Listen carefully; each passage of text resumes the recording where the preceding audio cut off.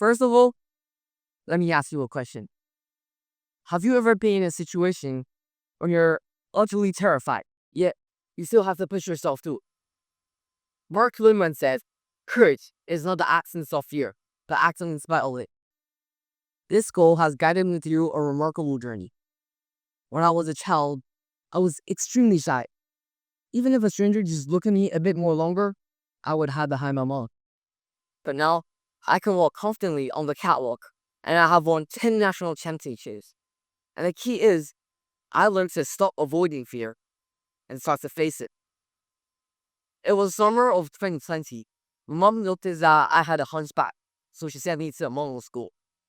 At first, I only dared to walk back and forth in same place in front of the mirror, and I blushed if anyone came near.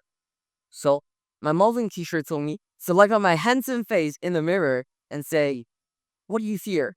Isn't other people staring at me? It's actually making mistakes. So that's when I realized most of my fear was just me scaring myself there. After that, I was forced to attend small modeling competitions. The first time I went on the catwalk, my legs were wishing me shake like Jim, and I barely remember how I got off the stage. After that, I cried to my mom and said, I'll never compete again. But she just smiled and showed me a video she filmed.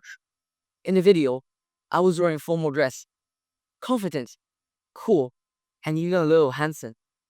I immediately stopped crying and smiled. However, my actual fabulous fear happened at my first national competitions in Sanya. When the host called my name, my heart beat so fast that I think I'm almost having a heart attack. The spot that hit me suddenly, I froze, stumbling off the stage without finishing my poses. After that, I was so ashamed and embarrassed that my tears just all out of control. However, I remember calling Hansawi that our English teacher always tells us. She once froze up during an audition and forgot his lines. The director even told him she wasn't good at acting. But he didn't quit. Instead, he tried hard and prepared hard for every chance, and eventually, he became an Oscar-winning actor. His story told me that trying again is a courage itself.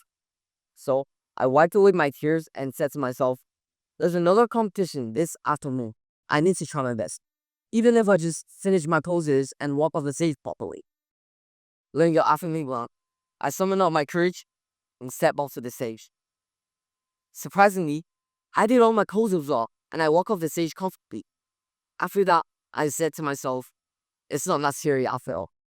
Since then, to get over fear, I've always asked classmates to wash in crackers, and I always look at the competition venues before the event. Also, I would practice my poses again and again until the full muscle memory is there. And I realized it's not avoiding fear, it's facing it and making friends with it. So, have you ever wondered how I did that? First of all, I break down big fears into small steps, tracking them little by little.